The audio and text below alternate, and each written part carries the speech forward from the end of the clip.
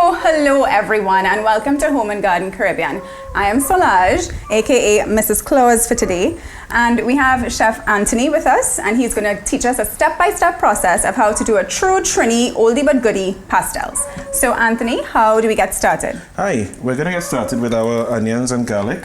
We're going to chop these, just the basic seasonings to get our meat prepared for the pastels. Okay. So today we're going to use, we're going to do a beef pastel. A lot of people do some variations. They do beef and pork, pork on their own, fish, chicken, a lot of turkey even. A lot of different stuffings can be used. Right. But today, just for simplicity, we're just going to use a minced beef. Now for vegetarians out there, like my stepdad was a vegetarian, so every Christmas we would have either lentil pastels or soy pastels. Yeah. So we're going to chop these up finely. Okay. Right, so we've got these ingredients ready. Okay, great. I use a garlic crusher just to get the garlic a little bit smaller. Okay. So. Well, there you go. That's easy too. Right, so now we're ready. So we've got a couple more ingredients to prepare to go in with our beef. We've got our peppers. Okay. What kinds of peppers are those? So I've used a mixture of our local pimento peppers. Right. And I've used a couple of these sweet peppers that they add some flavor, but they're also great for color. Just so that when you bite into your pastel, you've got some festive colors in there as well. Festive colors going on, red and green. So again, we want to chop these not finely, but my preference is not for too large a chunk. So we're separating the peppers from the other seasonings, the garlic and the onion, because these don't go in at the same time. That's right. And we leave the seeds in with these because none of these are hot, and the seeds all have lots of flavor in with them. The other ingredients that we've got that go in with the beef. Right. We've got our olives and capers that have been we've already measured these out. Okay. It's 2 tablespoons each. Right. And these are from the ones that you get in the grocery in a jar. Right. So they come in a brine, and what I usually do, just strain the extra brine. Right. We've got some raisins here that we just had some soaking in some water. Okay. So we soak them in water to just to rehydrate them, get them a little juicier. Okay. All right. You just get that extra water off there. And I think we're ready to head over to the stove. To the stove. Okay. So let's shuffle over there. Okay, so we're over at the stove now, and tell me what the heat's looking like. So we're going to use a medium-high heat for this to cook our beef. Right. So we're going to start off with a tablespoon of oil. Okay. All right, just get that all over. Swoosh it around the base of the pan. Yeah. Right. All right, and to that we're going to add our onion and garlic. Right. That we've chopped up.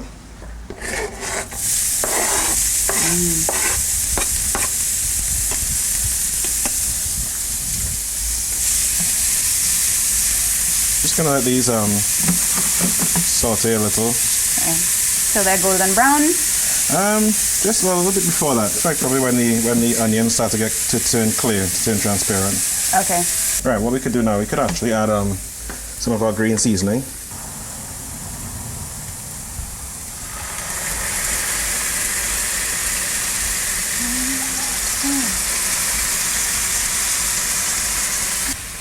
Just give that a few seconds to get those flavors to meld.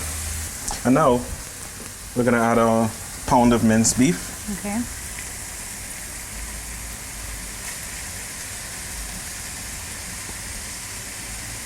We're going to stir that in a little bit and let that start to cook. When we're still getting all these flavors to meld and the beef to cook, we can add some more of our seasonings. We weren't able to get some great fresh seasoning, so we're just going to use some fresh some dried parsley. Okay. Some dried basil.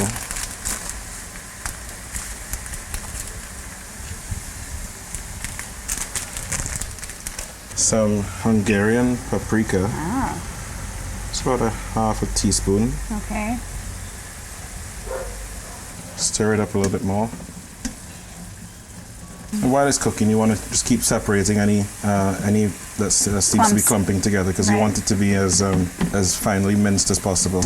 Okay. For better application into the pastels. Right. I'm going to add some fresh cracked black pepper, and we're going to add a tablespoon of Worcestershire sauce.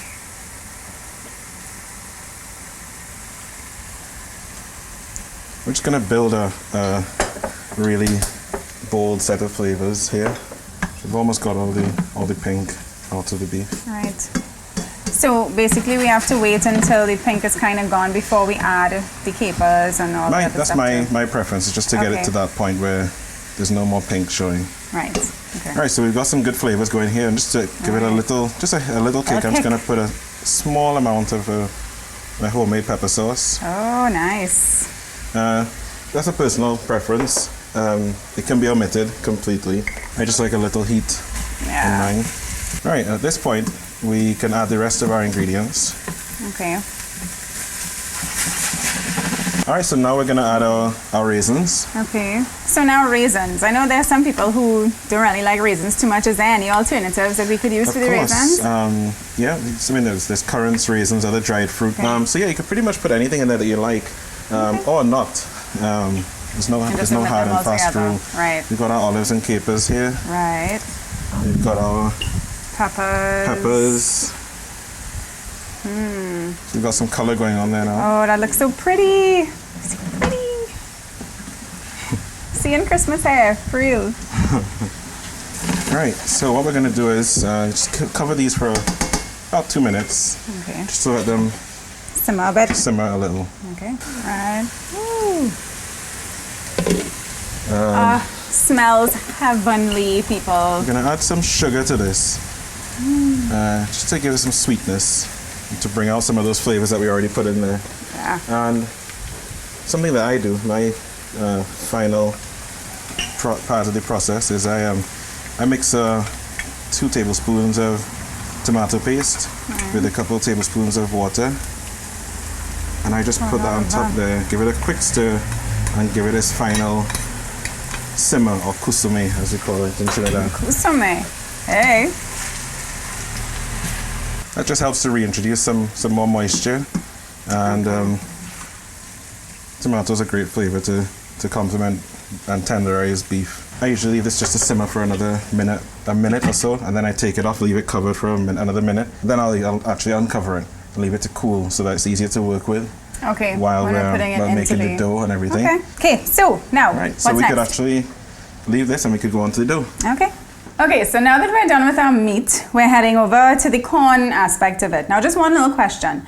I just kind of noticed that we didn't use any salt. So is there any particular reason? Right. Because we've used some salty ingredients, which are the olives are in a brine, and the capers, which are salty and in a brine. Right.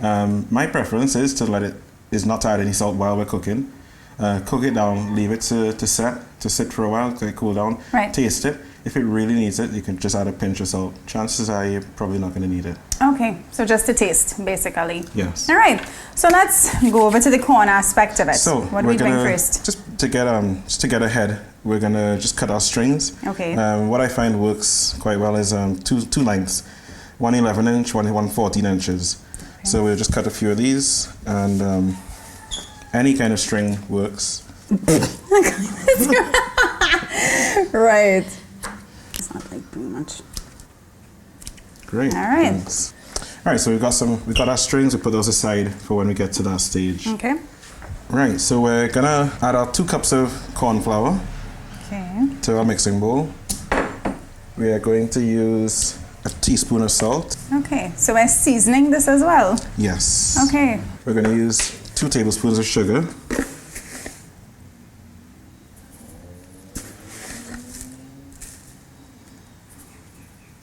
Just gives it some more flavor and breaks the monotony, and just helps it to work well with the flavors in the filling.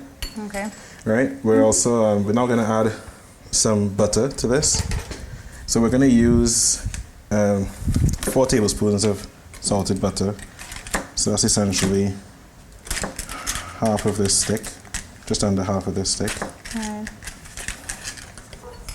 5 tablespoons of cooking oil.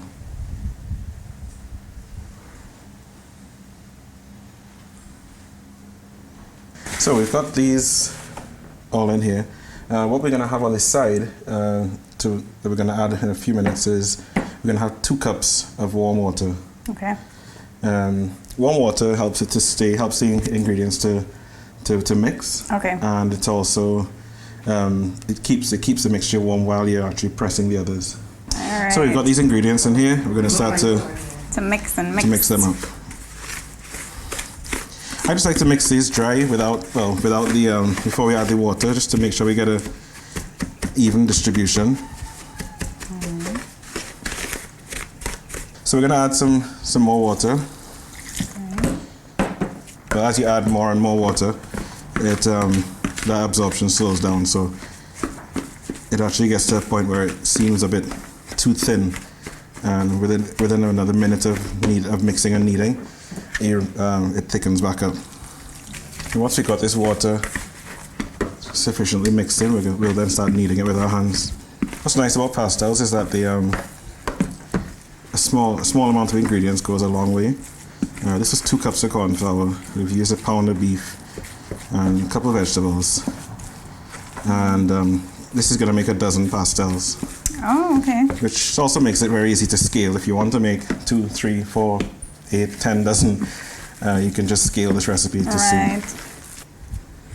You can see that it's starting to bind when it starts coming clean off the spoon, and it starts clinging to itself and not to the edges of the bowl. Right. So it's just starting to turn into a dough when we can start to knead it. And that's the right consistency. That's when we're getting towards the right consistency. Okay. Yeah.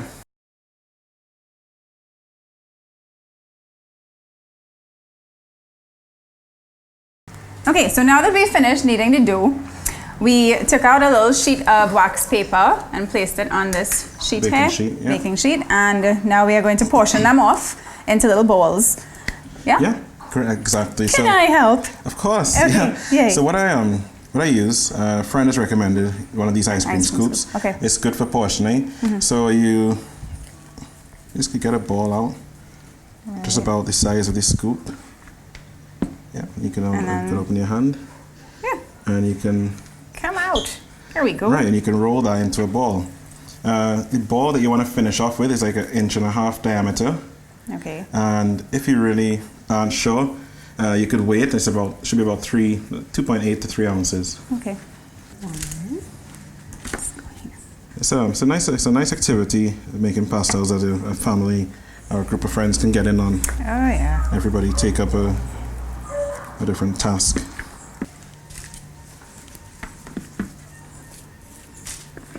And that's our last one. Last one. Yeah. I'm just going to put these over to a side and bring the pastel press in and get to work. No problem. That's over here. In comes the press. And I'm not talking about the media. Okay. We've got our leaves here. Where do you get these fig leaves?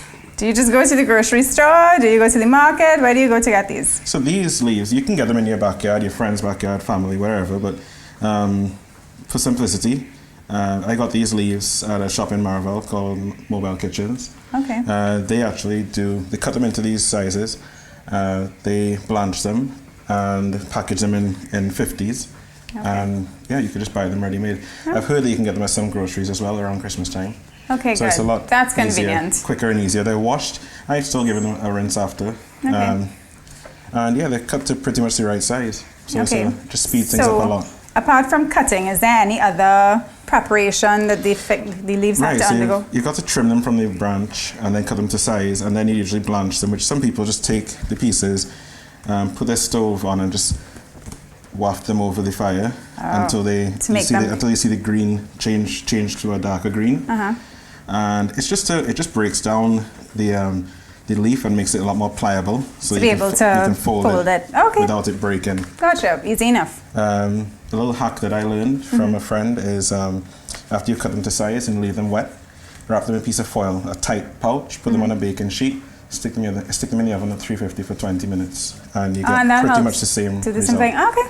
So you could do that while you're preparing your meat and your dough. Right, and you could probably do a lot more at one time. You could probably do a bigger batch. Yeah. Okay, great. Okay, so this is what we put in the pastels in. Yes. Yeah? No. No. Oh! No, we're going to actually use So what's this for? So we're going to close this back. Right. So we're actually going to put this on the top of the pastel press like this. Okay. This is going to help to release when we've done the press.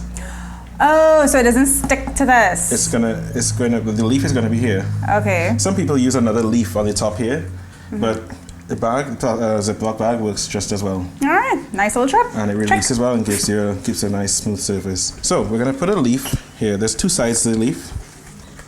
There's the shiny side and a dull side. You're gonna put the shiny side up. Okay. All right, just put it in place there. All right. You're gonna use some cooking oil. And a paintbrush, a cooking brush, not the brush that you've been painting with. I'd hope not. And we're just going to apply a film of oil to the leaf. Okay.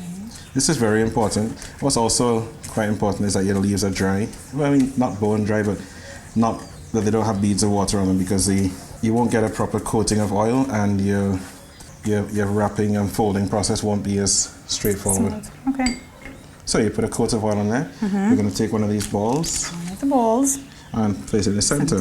Yeah. Then we bring the pastel press over. Press this. And I mean, I've heard it's a good idea to try and get the air out of the bag. Right. Just to make sure you get a good press. So this is what you want to see when you put your bag back over here. Right. You've got a nice thin, even layer. Right. Right. We're going to use our measure, our tablespoon measure. Okay. And get some of our meat mixture. And we're going to put it in like this. One there. And one there. Because the length of the pastel is going to be this way. Right. The next stage is fairly straightforward, but there's a little knack to it. So we're going to fold this over here. Smooth it out.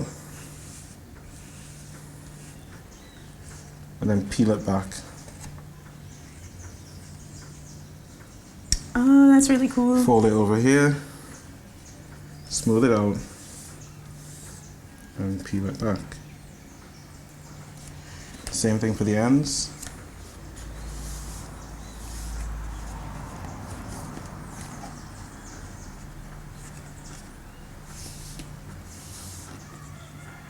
Oh, that's so neat. Right, and then we fold.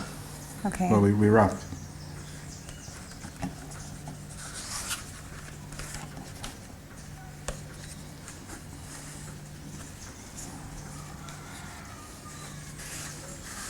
So we're going to get some of those strings. String, right. Which piece do we need? The longer piece? We'll use the long one first. Okay. Right, so we're just going to slip that under there. Right, you tie a knot on the top.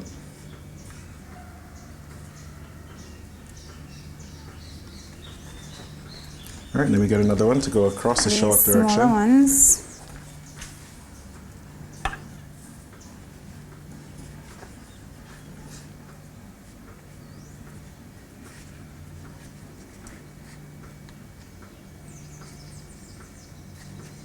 Great. There's our pastel ready to steam. Yay! So we're gonna do the same process again. We just repeat the process for. Can I try? I want to try. For the dozen. Yay! Okay. So we're doing this. Yeah. Wait. Yeah. Shiny side, matte side. Shiny side. And shiny side. Using lines. Using lines. Lines going this way. I prefer to use lines in the length of it. Okay. Just so that they fall better. Let's use this. We're oiling this properly. Yeah, just a even film of oil.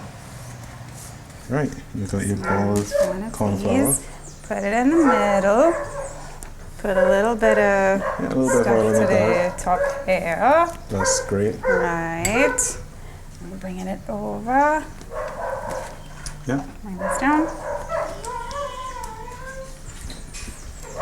And press. And press. Great. Yay! Excellent. Okay. Great. Lovely. Okay, so you're going to get 2 tablespoons of your mixture. Here. Your filling.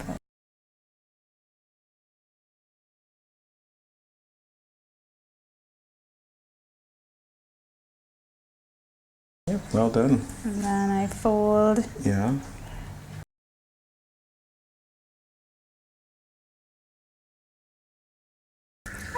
Wow, your first and pastel. There we have it. So now that we have the wrapped pastels, we take that and then take it to steam. Yeah. Right? Yeah, that's it. I just go over to the stove and we're going to steam them. Great. All right. So we've already wrapped our pastels, so they're looking like delicate little yummy gifts. Packages. What do we do now? Right, so we're going to steam them. My preference is, some people steam them, some people boil them. My preference is to steam them because I find when you put them down into the water, sometimes you get a little seepage of water inside and it might literally water down some of the flavor of the dough, which I think we don't want that. So a quick small steamer that I use for small quantities of pastels is just a pan with a sieve and some water, and then I can just rest the pastels on top to get them to steam. Right. So I'm gonna rest these here. Cover them and let them go. I steam them for 30 to 45 minutes. Okay. It cooks the dough. They actually expand a little bit. They tighten up in the packages, and they're ready to eat. But my preference is to leave them for an hour or so to rest. Set. Yeah. Okay. They are very, very hot when you get them out. So be careful. Use a tongs. Okay. So, very nice step-by-step process. Thanks a lot, Anthony, for giving us You're that very welcome. Glad to share this with you. I am so glad that I was here today because I've never in my life attempted pastels. I mean, I've done the sorrel, I've done the rum cake, but pastels never. So thank you so much for joining us, and I hope you guys were able to learn a little something, as did I. If you'd like to see this again, you can check us out on Facebook at Home and Garden Caribbean, or you can check us out online at www.hdcaribbean.com. Bye. Thanks.